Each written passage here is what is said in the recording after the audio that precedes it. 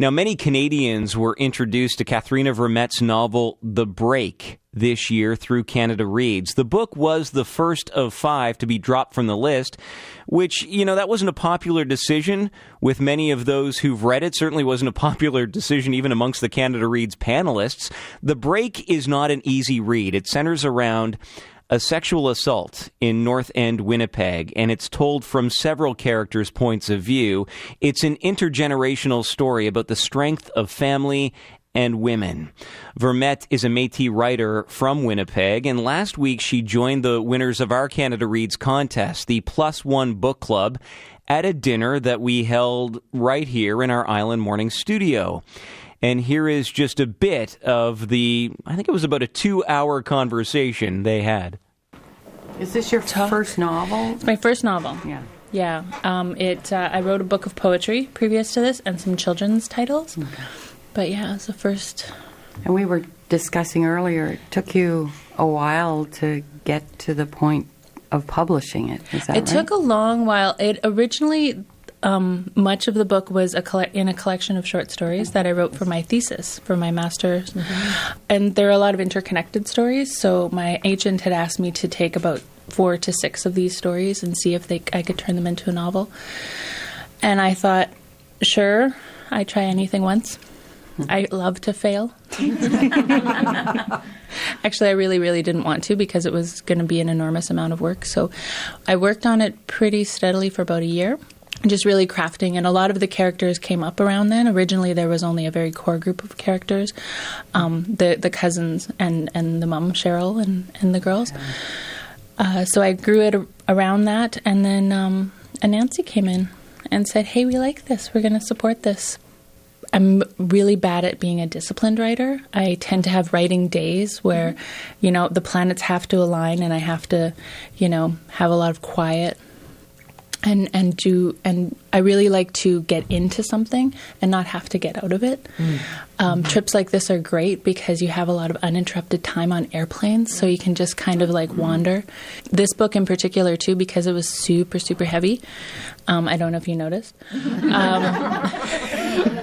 but it was kind of, I needed big chunks of writing time because I couldn't just kind of dive in at my lunch hour and come back out because it really stayed with me, and it was really hard to jump out of. So I found that with reading the book as well. I've told that, it's hard to put down, but I had to step away from it every once in a while and have a break. But yeah, I tried to, and that I totally recognize that, and I did try to, and the form of the book has been in a circle, right? So the idea is we get to something heavy and we're going to go a little light now. We're going to rest.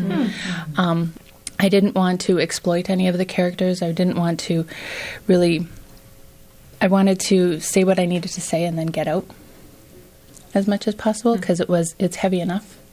You don't need to dwell on it as much, but I was more concerned with where I lingered, I think, and arguably maybe I lingered too long, was those emotional effects of all of the things that are happening. Because I think they're so residual and they're so different for everybody. And that was what I was most interested in. Acts of violence or wherever always come from someplace. They either come from somebody's past or they come from what they feel they can get away with. There's always some sort of rationale, and I don't think that excuses behavior in any way.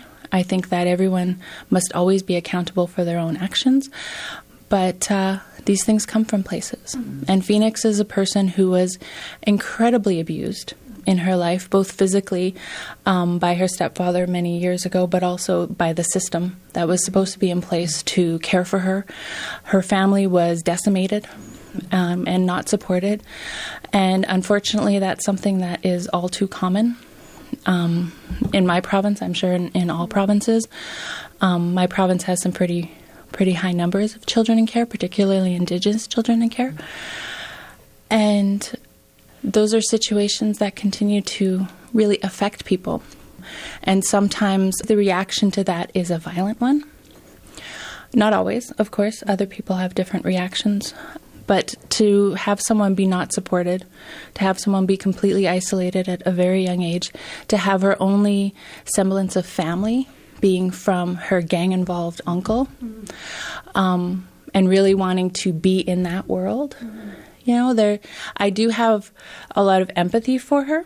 At the same time, I never excuse her actions or anything like that. But I think that, to me, became the point, that she was someone without family.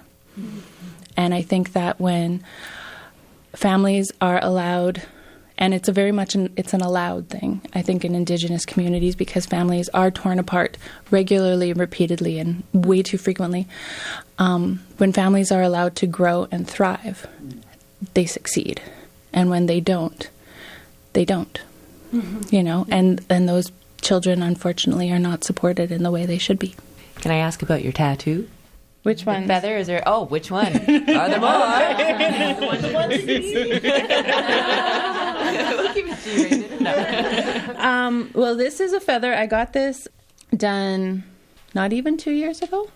It's a young eagle feather. So young eagle feathers are kind of like white and brown and blotchy. They kind of haven't decided where they want to be yet, which is me. And it's actually curves down into a quill.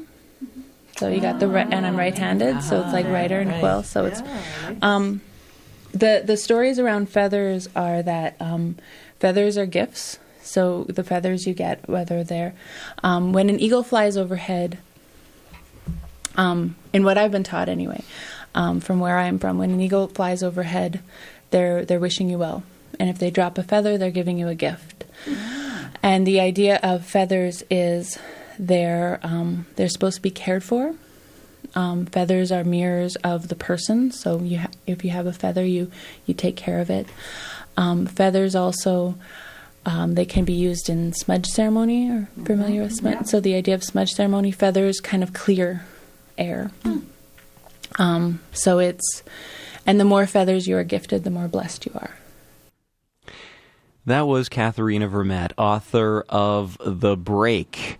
So on PEI last week, speaking with some of the members, really engaged group from the Plus One Book Club. They had dinner here in the studio, and then a conversation went on for a couple of hours. We really appreciate everybody taking part.